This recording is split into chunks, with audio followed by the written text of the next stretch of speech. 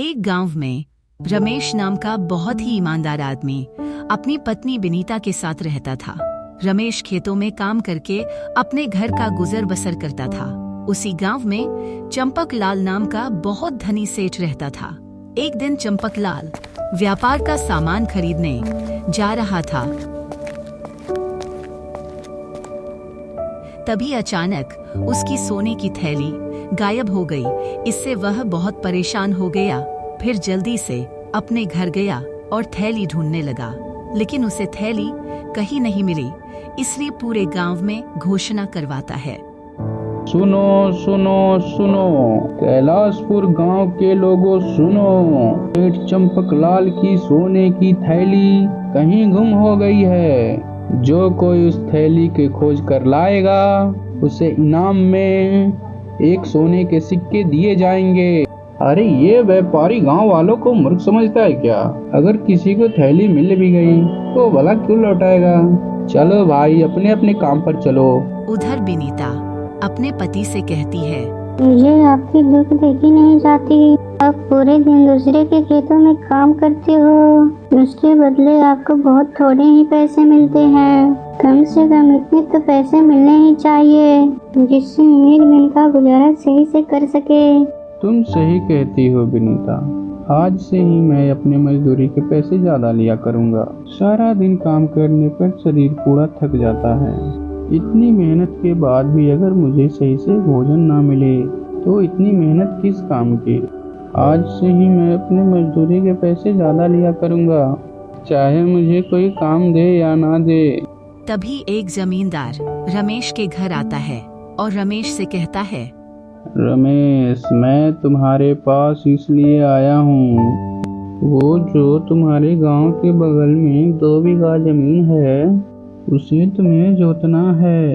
मैं 2-3 दिन के लिए बाहर जा रहा हूँ, तब तक तुम खेतों की जुताई कर देना। जमींदार जी, खेत तो जुत जाएगी, लेकिन एक परेशानी है। क्या परेशानी है? जरा मुझे भी तो बताओ।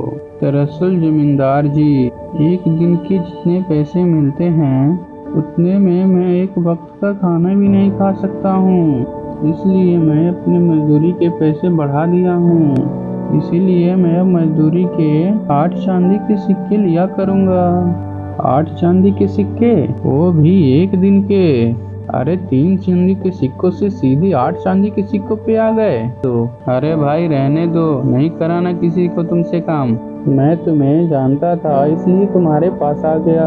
2 चांदी के सिक्कों में काम करने वाले बहुत मजदूर हैं, मुझे नहीं करवाना है तुमसे काम, तुम घर ही बैठे रहो। फिर जमींदार रमेश को उल्टा सीधा कहकर वहाँ से चला जाता है।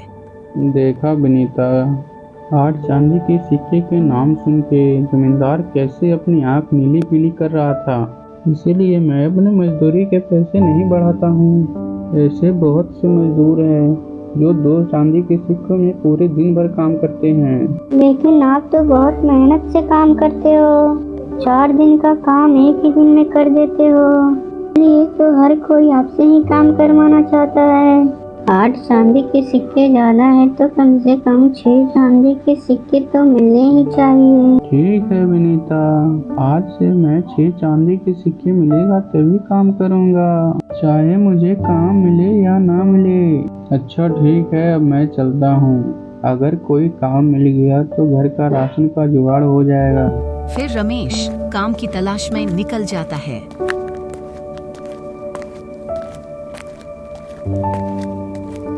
जब वह जंगल के रास्ते से जा रहा होता है तो उसकी नजर थैली पर पड़ती है। तो रमेश उस थैली को खोलकर देखता है तो उसमें सोने के सिक्के होते हैं। सोने के सिक्के देखकर रमेश सोचता है, लगता है ये सोने की थैली किसी से खो गया है। बेचारा कितना परेशान हो रहा होगा। जिसकी भी ये थैली है मैं उसको वापस कर दूंगा। फिर रमेश अपने घर चला आता है। बिनीता रमेश से कहती है, क्या हुआ जी, आप तो काम की तलाश में गए थे तो वापस कैसे आ गए?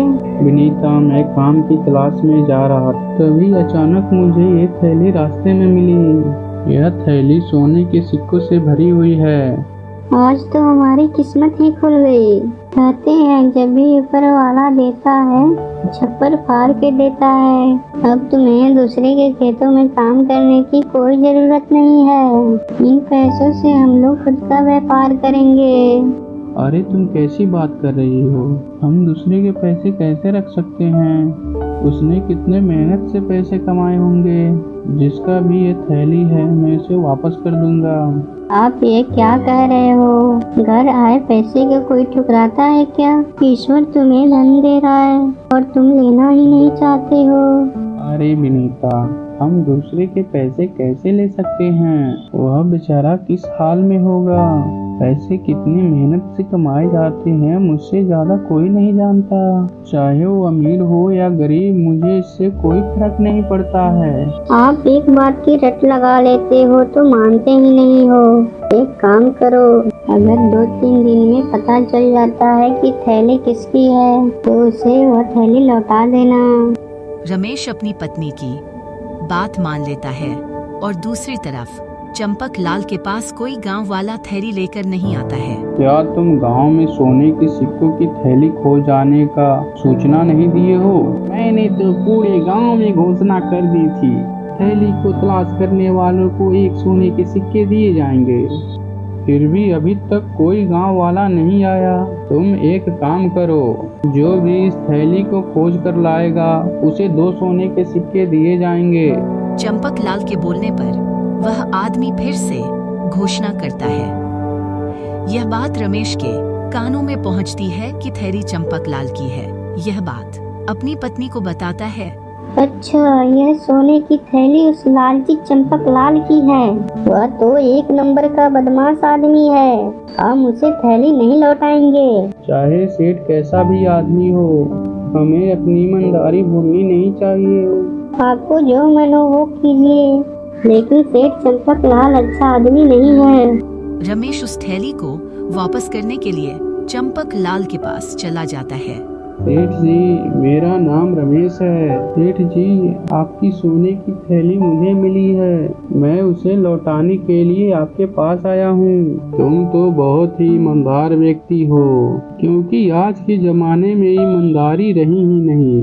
मैं तो मान चुका था मेरा धन मुझे कभी वापस नहीं मिलेगा। जब मैं तुम्हारे हाथों में सोने के सिक्के वाली थैली देखा तो मुझे बहुत ही खुशी हुई। लेकिन सेठ की खुशी जल्द ही दुख में बदल गई जब उसे इनाम देने का समय आता है। फिर वह चुपके से 2 सोने के सिक्कों को अपने जेब में छुपा लेता है। अच्छा, मैंने कहा था कि थैली को ढूंढने वाले को 2 सिक्के इनाम में दिए जाएंगे, इसीलिए इन सिक्कों में से 2 सिक्के तुम्हें दे दूंगा। सेठ सोने के सिक्के रमेश के सामने गिनता है तो 2 सोने के सिक्के कम पड़ते हैं। थैली में कुल 20 सोने के सिक्के थे, फिर 2 सिक्के कैसे कम हो गए? इसका मतलब है कि तुम 2 सिक्के निकाल चुके हो। अरे मुझसे ही ले लेते 2 सिक्के, इतनी जल्दी क्या थी? लेकिन तुमने सही किया जो अपना हिस्सा पहले ही निकाल लिया। यह क्या कह रहे हैं सेठ जी? मैंने इस थैली से कोई भी सिक्के नहीं निकाले हैं और ना ही इसमें के सिक्के गिने थे। चाहे तुम कैसी भी कसम ले लो। तुम्हारा मतलब है कि मैं झूठ बोल रहा हूँ? इस थैली में 20 सोने के सिक्के नहीं थे। क्या मैं तुम्हें झूठा दिखाई देता हूँ? इस बात का फैसला महाराज के पास होगा। रमेश को बहुत दुख हुआ कि इतनी ईमानदारी के बाद भी चोरी का दाग लग गया। फिर सेठ रमेश को राजा के पास लेकर जाता है। महाराज, मेरी 20 सोने के सिक्के वाली थैली कहीं गुम हो गई थी, तो मैंने उसका घोषणा करवाया। जो भी सोने की थैली खोज कर लाएगा उसे 2 सोने के सिक्के दिए जाएंगे।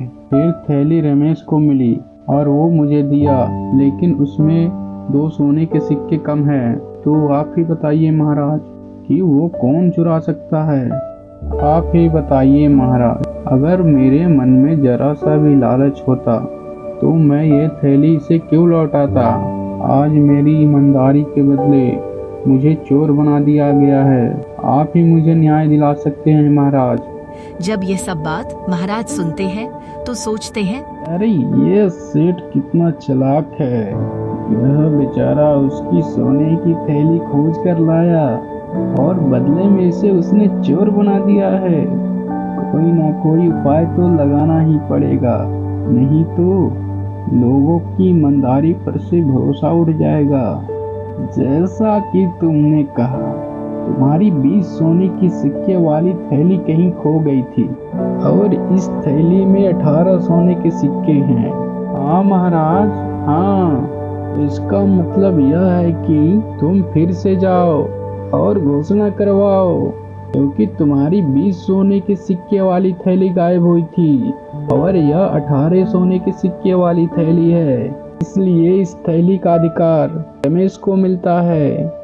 इस धन का किसी के पास कोई हिसाब नहीं है, इसलिए यह रमेश को मिलेगा। रमेश, तुम इस सोने के सिक्के की थैली ले जाओ, इस पर तुम्हारा अधिकार है।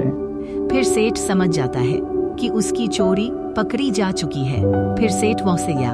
परनेश और उसकी पत्नी बहुत खुश होते हैं।